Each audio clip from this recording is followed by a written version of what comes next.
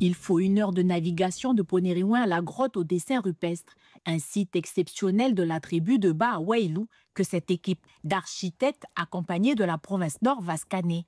Il y a eu un changement jeudi. Il y avait un peu d'eau et là, le fait que vous avez débossé, nettoyé, bah, ça a séché avec la au soleil qui est rentré, le vent aussi. Et on vient de se rendre compte que ce ne sera pas petit à petit avec le temps. Et voilà, c'est bon, c'est des autres herbes. Cette cavité située sur la presqu'île du Cap Bocage recèle un trésor à protéger.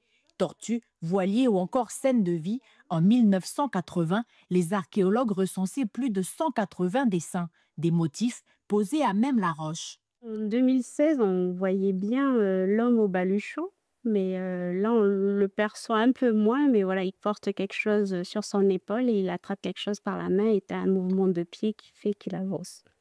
Leur datation n'est pas faite avec précision, mais les experts associent cet art avec le peuplement de l'archipel. L'exposition de ces œuvres aux intempéries les a soumises à rude épreuve et le temps en a effacé la majorité. Aujourd'hui, la province Nord choisit la numérisation 3D pour conserver la quarantaine de peintures qui résistent encore.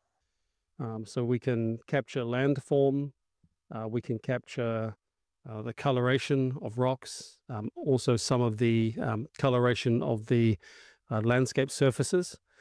As the laser moves around the module, the lasers fire in a 180-degree radius that enables us to catch a full data model point cloud. We use this technology. It has a broad range of uses. Munis de leurs appareils, les architectes scannent l'intérieur et toute la façade de la grotte. Objectif, capturer le maximum de détails. Donc, l'Institut d'archéologie a fait plusieurs tests et aujourd'hui, ils savent comment il faut restaurer cette grotte-là. Mais on attend le résultat de la numérisation 3D pour redessiner les dessins qu'il y a sur ces parois rocheuses. Avec un intérêt patrimonial certain, la numérisation des dessins peut élever le niveau de protection du site. Grâce à ces études-là, ces travaux-là vont nous démontrer dans le futur, est-ce qu'on va réussir à le conserver encore une 50aine d'années. Si c'est le cas, on va passer à l'étape supérieure de la protection, qui est le classement de ce site-là. Le travail se poursuit avec l'Institut d'archéologie de la Nouvelle-Calédonie, avec pour objectif la restauration des motifs en partenariat avec les habitants de la tribu de Bas.